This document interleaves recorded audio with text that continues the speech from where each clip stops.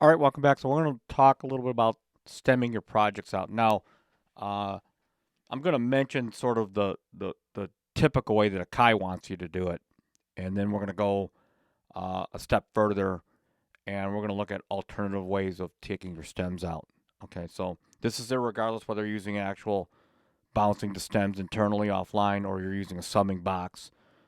This method still applies. All right, so typically what Akai wants you to do is when you hit save, you have this all tracks option. Okay, and so uh, now you can do audio, MIDI, and pattern from this particular option. And so in the case of audio, you can actually stem every track out, and you can stem them out as each track's going to have its own stem. Okay, and then you have options obviously to include the panning and volume settings and so forth and whatnot. And then you have a little bit of ability to change the sample rate, the bit rate, and the of course the audio, the tails and so forth. And that's kind of really what they want you to do. Now that is also determined a little bit governed, if you will, by how many tracks you actually have, and then it will stem everything out. So, and we're going to really concentrate a little bit on drums. Okay, so if I go into this drum track, I'm just going to solo one drum sound here. Okay, now typically, if you really want your drums to stem out, the way you would actually do it is you would use. I'm not going to cover how to do it, but you're going to use Explode Tracks, and what Explode Tracks actually does is it will actually take whatever MIDI note that's triggering a drum sound. So in this case, I've got 16 sounds on it. Okay, it's going to create a stereo track plus whatever each kit piece that's being triggered. It can also create an actual stereo stem out of that. So, for example, if I use 16 sounds throughout the sequence, up to 16 sounds, it's going to give me 16 tracks. So think about this. You have 16 tracks just of one drum sound, and whatever else you might actually have playing in your sequence, it can start to get pretty big, mucky uh, to some extent. Okay, so in the case for me, I use, and I was going to show you here, I'm going to just solo this track and then solo this track. Okay, often I use stacked drums.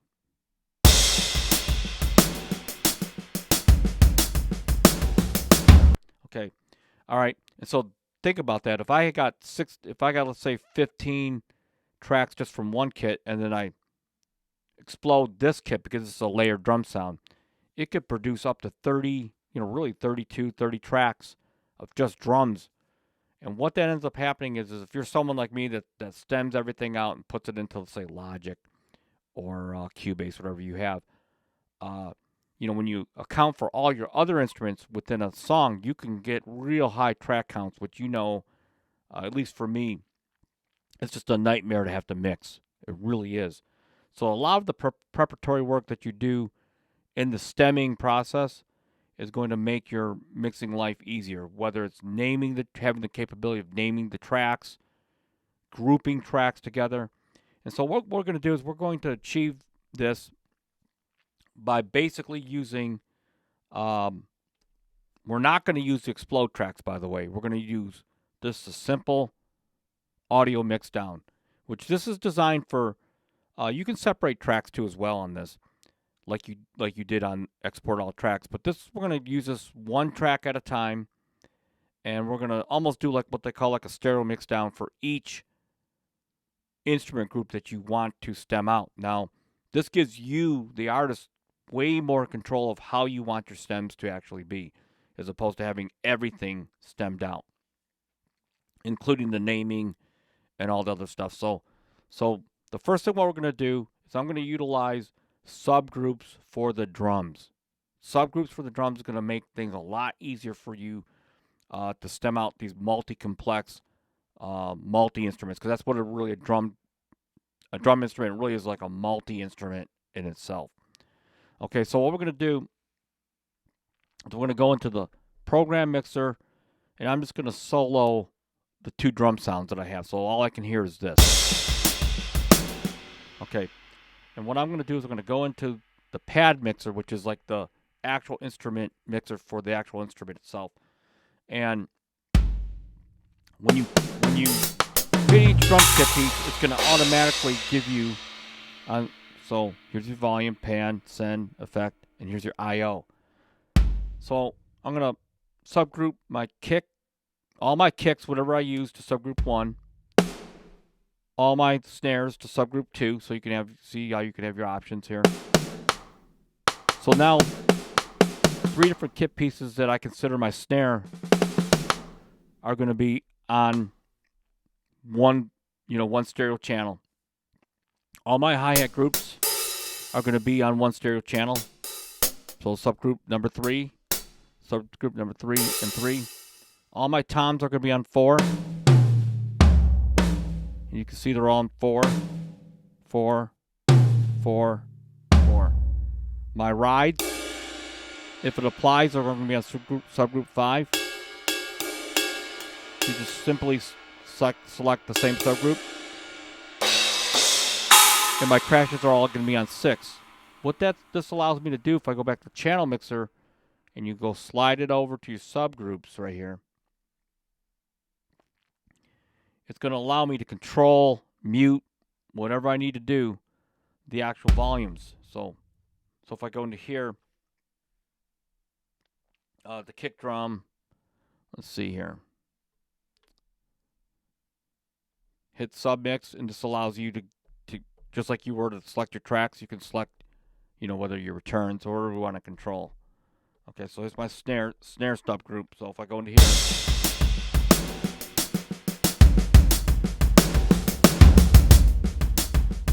your kick drum,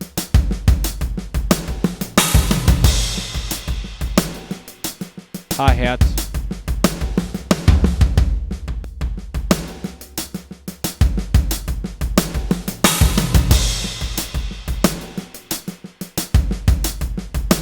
cymbals, and more importantly, if I go to the effects, you see I've got compressors. So if you're going to use a compressor or anything like that prior to sending your mix out, if you want to do it that way, you can apply that a compressor to that whole subgroup of instruments. So the snare, for example. So let's just go. I'm going to.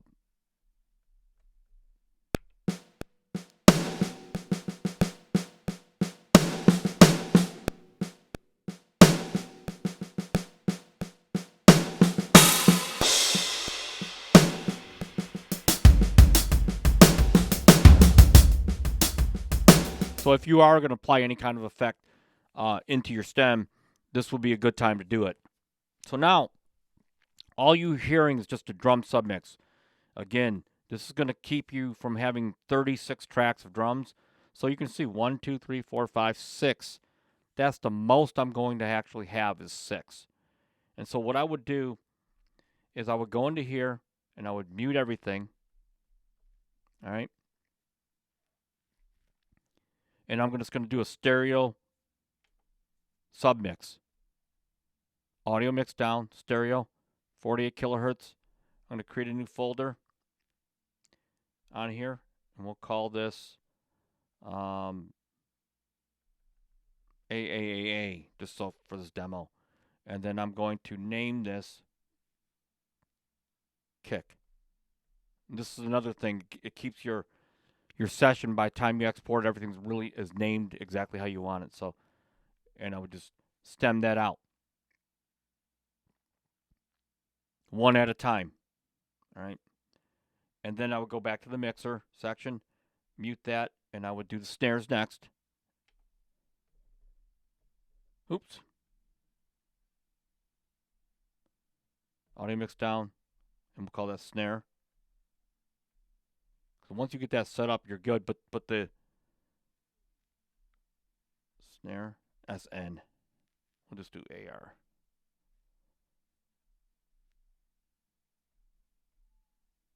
And it's the same folder.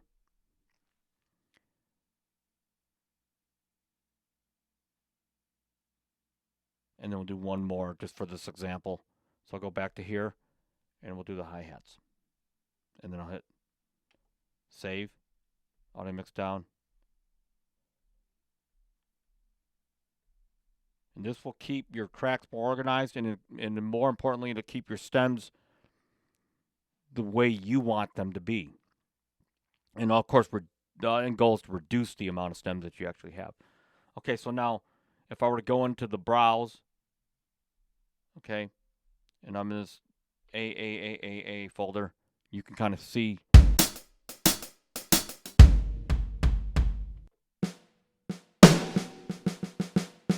these are all, again, so these are 2 drum kits stacked one another. We got everything extremely clean, not a lot of clutter. Now, chances are, let's go back, and I'm going to unmute all this right now. As a matter of fact, these are your subgroups, of course. If I go back to the main, hit tracks, okay, so now here's just a little small demo sequence.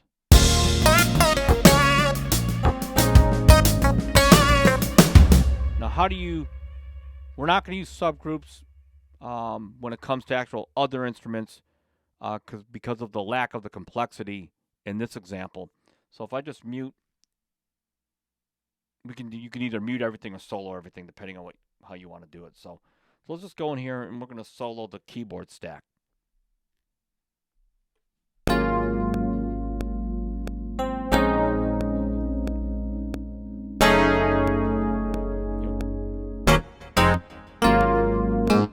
So I can go into here, save, audio mix down, export.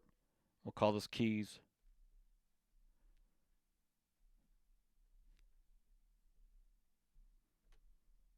All in one folder. So by the time you export this, it's going to be extremely organized, named the way you want, and more importantly, less stems. And we'll go back to the browse, and let's go take the bass. We'll just solo the bass. Again,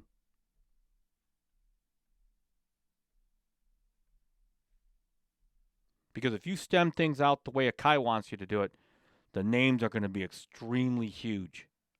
Just unmanageable, actually. All right, so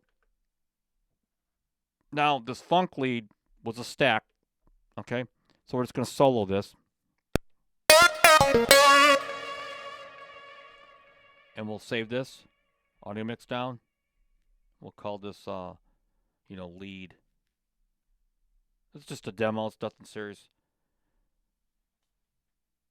So by the time you get this done, you'll have way less stems had you bounced everything individually.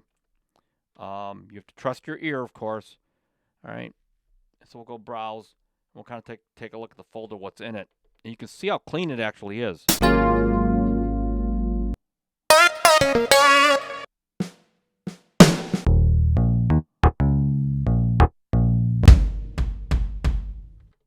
And believe me, like a 15, 16 track sequence, if you're using the MPC exclusively, by the time you, if you were to use the explode track method, and then bounce everything out individually, you could have 46, 48 tracks. That's just for me that was too much. So again, hopefully this method again will be of some value to you. So anyway, until next time, everyone, peace out.